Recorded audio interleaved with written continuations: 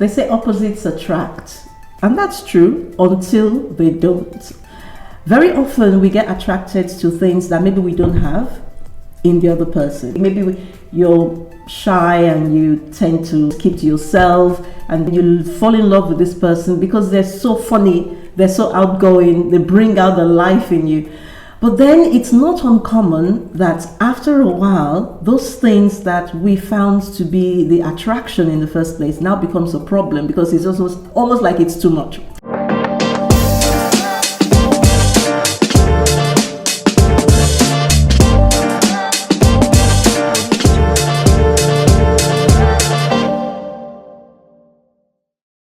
How do you move forward when the very thing that attracted you to your spouse becomes the thing that is pulling you apart? We're going to start off straight off giving our own example. We like to keep it real, right? So you always say, for instance, that something that attracted me to you is my strength. And yes, after a while, that strength started to become a problem, isn't it? Because sometimes... You look very, very beautiful tonight. What did you do wrong? What did I do wrong? I didn't do anything wrong. What did you do before we left the house? You think I'm going to be asking for forgiveness? That you want forgiveness for? You're just looking very nice. Okay, thank you. You're welcome. Okay, so I lost my train of thought. Okay, so but that strength, I mean, you said from time to time that it can become a problem because I can be quite set in my ways. I can be very insistent on how I want things done. So it's very possible. So that's what we want to talk about today. If you have not yet subscribed, you want to hit that subscribe button because you don't want to miss one episode of Relationship Real Talk. And please share this video, like it, share it, let other people join the conversation because this is really important and it's very common. And there are several ways that it can show up. One that comes to mind is our communication. So you may have somebody who always wants to talk about everything. Right? So there's an issue, they want to talk about it because to them, talking is resolving. Whereas for somebody who might not be so vocal, they just don't want to talk about it. Deal with it on their own. Deal with it on their own, and that can be problematic. Whereas for the person who loves to talk, the fact that the other person, because people who love to talk, they love to be listened to, right? So initially it's an attraction because they don't talk too much, so you can talk all you want, but then all of a sudden you're like, talk to me. Say something. Say something. Disagree or whatever, It takes growth. It takes growth to realize that this isn't necessarily a problem. It's just a difference in personality. And we can harness it to get the best out of our relationship. And you hit the nail on the head, personality. And there are different things that inform our personality. Some of it is, our background, our upbringing. Of course, some of it is genes. It's just the way we are made. But I think understanding that there are different things that forms our personality will help us to be more understanding. I was going to say accommodating, but I don't particularly like that word. Accommodating sounds like I'm just just indulging you kind of thing, but make it be more understanding. So this is just the way this person is wired. So I think understanding how we're wired helps. So how do you deal with it then, where there's communication problems just because of different personalities? Because your relationship matters, therefore you are coming from the mindset of finding solutions to problems as opposed to just to merely unearth problems. You don't just want to identify problems because it doesn't take much brain to find out what's wrong. It takes a lot more effort to find the solutions to the problem. So it is having that attitude, be it communication or any other differences in personalities, to say, okay, tell me, let's talk about it. Let's find a way to cross this bridge and be better for it. And the thing, I think it's important to remember that there's no, I don't want to say there's no right or wrong when it comes to this, but that's the truth. I mean, in life, there's certain things that are just wrong and there's certain things that are just right. But when it comes to personalities and differences in the way people are, I don't think there's any right or wrong as such. It's just different. So when you understand it's not necessarily that how you are is the way to be. Because I think very often that's the problem. Because I'm very vocal, I'm thinking, if you're not vocal, there must be something wrong with you. And if I'm quiet, I'm thinking, you talk too much, there's something wrong with you. There's nothing wrong with the one who talks a lot, there's nothing wrong with the one who's not so vocal. We're just different. So understanding that and accepting that, I think, is a key to actually building together. Each part has its strength, and each part has its challenge, and it's a question of rubbing off on each other. I really believe so. And sometimes I think that's probably why we get attracted to opposites, because maybe it's just God's way of kind of not evening things out, but kind of smoothing the rough edges of everybody. Because I mean, I can speak from our own experience. I have learned to be calmer just by associating with you. And when I say calmer, it's not like I was always very noisy or anything, but not to be so uptight about getting things done in a particular way. And that's not such a bad thing. If you're going to work with people, you can't always expect that things will be done exactly how you want it. Even if you're 100% convinced that the way you want it to be done is the best way. If you're going to work with people, it won't always be possible. Absolutely. So it's important to be able to take a step back and just accept it won't always be exactly how you want it. But that's something I've learned from you, you know, and this idea of just having a conversation with people, even when there's really nothing much to talk about, to really give people that time of day is something else that I've picked up from you. So sometimes it's a problem though, because for me, it's like you're spending too much time on the phone. When there are other things we want to be doing, you're spending too much time on the phone. So I hope you've picked up from me that sometimes you need to cut those conversations short. It's about prioritizing the things that are important. Yes. So some things are urgent, but they're not important. Some things are important and they are urgent. You don't want to rob Paul to pay Peter. So the point I'm trying to make is God just built me with a pastor's heart. You know, I have a heart for everybody. Strangers are like, but I can't do that. I can't give them my heart at the expense of my children or at the expense of my wife. So I have to be able to do both. But going back to the very first point you made about communication differences, again, we have to understand how we communicate. Because a man or a woman who is quiet is screaming. Could be. Just screaming in a different way. Yeah. So the fact that they're saying nothing doesn't mean they're saying nothing. You just have to find a way to listen to what is not said. And that's where the clash can come in, isn't it? That's where the problem can come in. Because the person who is vocal, who is actually speaking, is speaking so much and so loud that they don't have time to hear what is not being said. And so for them, they're like, come on, speak up. I want to hear. You must have a view about this thing. And the other person is just thinking, I've been speaking since, but you're just not listening. You're so not listening I think that the main thing is understanding that there are differences and being patient enough to want to understand the other person's way of communicating. There was something very good that you said that I want to re-highlight. It's that the fact that you're that way and I'm this way doesn't mean that there's something wrong with you. And this whole exercise is not to make you like me. No. But to help me understand how you are, that I might understand you better, and vice versa. To raise awareness. So the more aware I am that, okay, this is how they are and this is what that means to them, then it's easier for me to relate to them rather than judging them and putting them in a box to say, because you're this way, this is all you are. I think that's really, really important. And sometimes, again, with the communication piece, some people like to tell stories.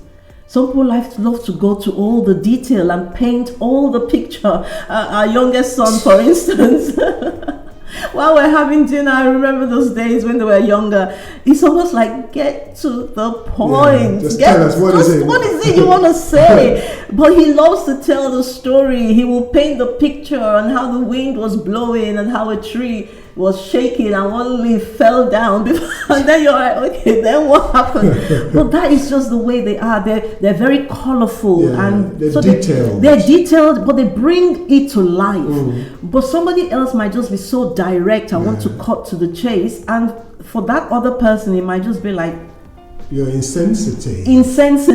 Exactly, insensitive. So I think it's understanding each other and understanding that there's a place for both. There's a place for both. This ability to understand people, I wish it was taught in every school. Honestly. Because life revolves around your ability to relate to people.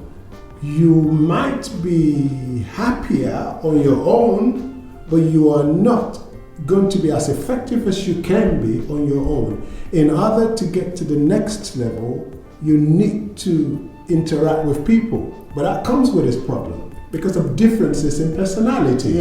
And if you're going to get the best of the other person, you've got to understand them. So, it's really a big subject. It's a big and extremely important subject. I mean, a big part of the work I do is helping leaders understand their team members and helping team members understand each other, because that is a big reason why people don't work well together. So you have all these high level people that have all the education and all the qualifications and all the experience, all the skills. So on paper you should have an A team, but they're failing because people are not listening to each other. People don't understand each other. So there's conflict, there's squabbles, there's lack of collaboration. You have all of that going on. And if people will just take the time to really understand each other and work together, you'll see that you'll have a really strong team. And it's the same in any relationship. So I quite agree with you. I mean, I keep going on about DISC. By the way, if you haven't yet subscribed, please hit that subscribe button. Subscribe so you can be notified when new episodes drop. And like the video, share the video, comment. We want to hear from you. Have you had an experience like this where something that attracted you to somebody after a while became a problem? Let us know. We would love to hear from you. I love to talk about DISC a lot because for me DISC was such a game changer for me, such a game changer. And now when I interact with people, I interact from that lens of trying to understand, okay, where do they fit, where are they coming from? Just another thought. Somebody might be the one that just doesn't like confrontation. They just can't face confrontation. Conflict, any sort of tension, they would rather not deal with it. So if you have somebody who is like that and you have somebody who is like me, who is direct, for me, I'm saying be direct. Let's deal with it. There's no point sweeping it under the carpet. You say how you're feeling, I'll say how I'm feeling. Let's deal with it. But for the other person, they're not direct. That's not just their style. And so for me, it will be frustrating because whatever is going on that they're not happy with is still going on. But they're just dealing with it differently. They would rather not talk about it. They would rather give me the silent treatment. And I'm thinking, come on, let's just talk about it and get over with. But because of their dislike of confrontation, they will not want to deal with it. And if you're in a relationship with somebody who doesn't like conflict, they might appear on the surface to be very quiet, very accommodating. But really, under the surface, they're troubled. They're rocking. They're sitting outside while standing inside. So that's a story of a little girl who kept standing on the seat in the bus, and the mother kept saying, "Sit down, you're going to hurt yourself. Sit down, you're going to hurt yourself." And the little girl wouldn't listen. She kept standing on the seat. Eventually, the mother yanked her down and said, "Sit down." And she sat down. And then after a while, she said, "Mommy, outside I'm sitting, but inside I'm standing." And that's exactly how they would be. And if you're going to have a productive relationship, you're going to have a lasting relationship, you're going to have to learn to face awkward situations, to have those difficult conversations. Because in having those difficult, awkward conversations, you improve on your people's skills and you improve on the relationships that you have. So we shouldn't shy away from having those difficult conversations. I think it's an opportunity. There's a webinar I run called Mastering the Art of Having Difficult Conversations, because I know it's a big one with most of the managers I work with, most of the leaders. Giving feedback, for instance, telling someone they haven't done something properly, pushing back and setting boundaries. People just don't like to have those tough conversations. So it's a big one. But one of the things I talk about in the webinar is having a mindset shift. Because if you're that style, for instance, that you don't like to have those sorts of conversations, is because you find it uncomfortable. Of course. You find it uncomfortable because of the person involved in it. Maybe it's a close relative and you feel like it's going to affect the relationship. I don't know how they're going to take it. It might make things worse. And all of these things, those are the things that's causing you to push back and not want to have the conversations. But I talk about having a mindset shift from problem to opportunity. Yeah. This is an opportunity for you to grow, for you to really strengthen the relationship, because if you don't deal with it, the chances are it's not going to go, not chances are, it's not going to go away, bottom line. Mm-hmm. If you don't deal with it, that issue is not just going to disappear. It's not just going to disappear. So what you're doing is you're burying your head in the sand like an ostrich and pretending it's not there, or sweeping it under the carpet, and it's only a matter of time it's going to blow up like a volcano. Absolutely. So rather than seeing it as a problem, you having to deal with this awkward conversation, see it as an opportunity for you to grow in terms of give and take. Because usually when you're having those tough conversations, the way to make it productive is for you to be willing to give as well, not wanting everything to be exactly your way, right? So it's an opportunity for you and the other person to grow. It's an opportunity for you to really gain a better understanding of each other. Where as you listen to each other's points of view, you understand them better. It's an opportunity for you to resolve it really, so it doesn't appear again in future. So that mind shift alone helps people to just, okay, it's gonna still be uncomfortable, but it's worth it. I mean, leading on naturally from there is when you've got social life imbalances, you know, where one is an extrovert and the other is an introvert.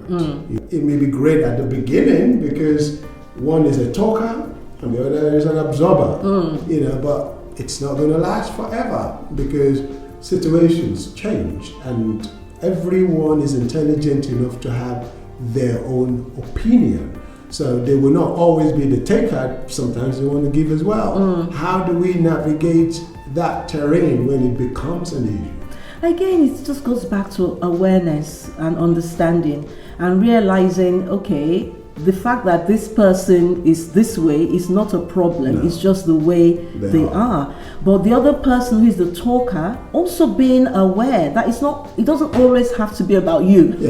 It doesn't always have to be about you. You're in a relationship and the other person is as important as you.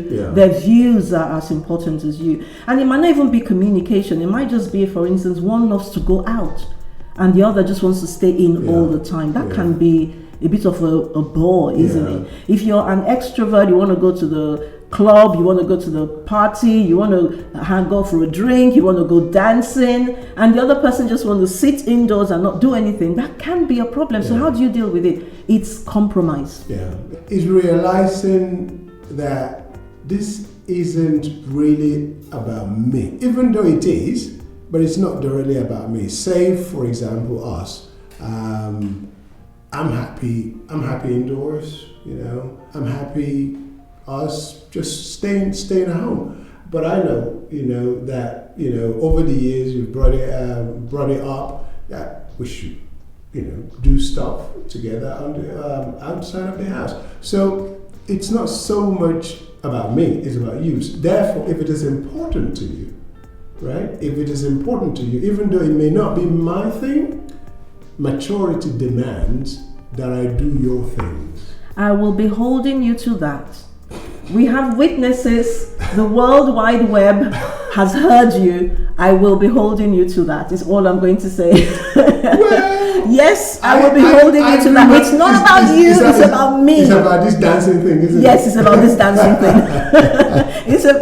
I'm going to be holding you to that. But seriously, people change. There's nothing wrong with you changing. Good. There's nothing wrong with you changing. You say, oh, I'm an extrovert, I'm an this, I'm an that. You can change. Life is about change. If you don't change, you're stagnant. You're not growing. So it's okay to change. right? Remove those labels that you put on yourself. I don't talk, I don't go out, That's I don't, the way I am. That's the way I am. Who said that's the way you always have to be? You can change. So I think if both parties understand I can change, then you leave room for growth. I don't even want to use the word compromise. You leave room for growth. You leave room to expand, rather than just being the same old for all the rest of your life. Change is inevitable for growth. If you don't change, you become a fossil. You've become fossilized. And where do you keep fossils? You keep them in the museums. So if you want better, you need to change to be better. I think one more point that comes to mind is in making decisions. Again, different personalities. Some people are very quick to make decisions, very quick to make decisions, and they just want to go with it. They're very quick to change their mind as well. Some people are very quick to change their mind as well. Yes, some people are very quick to change their minds, and some. What are you thinking of? I saw the look on your face. Some people sat to my left. On what? I want this one. No. I want that one. Only with meals. Only with meals. Okay. Is that true or false? Yeah, I'm thinking. I'll come back to you. I'm very decisive, and I stick. I don't want to use the word stubborn. I'm very persistent, and I'm very. You're very clear in your head what you want. On the important things, you make a decision and you make it quick. And I stick to it. And you do it quick. Yeah, I stick to it as well. I don't change my mind. The only time I hesitate to make decisions and I change my mind is with meals. That's if true. You think about most it. Most of the time, yeah. Because I'm looking at the menu and I don't want to pick something where they bring it and then I'm regretting. So that's why. You have a habit of picking the wrong thing anyway. That's not true. It is true. You get here, then you say you don't like it. Can I have some of yours? I can't remember me. I can't. But decision making can be a problem because some people are quick to make decisions, but other people want to think and rethink it, and sometimes it just takes forever. And so you're feeling frustrated and thinking, come on, how long are we going to think about this thing? Let's just do it. And the other person is thinking, so how do you deal with that? It can become a problem. It can. It really can.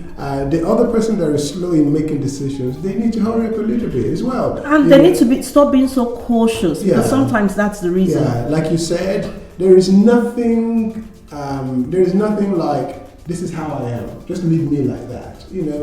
Change. If you're going to grow, if you're going to be better, it's inevitable that you accommodate change. Listen to the other person. If they're saying, why does every decision making have to take so long? Listen to them. It's not personal. Neither is it an attack. It's a great observation that they're making. Because sometimes opportunities are time sensitive. Absolutely.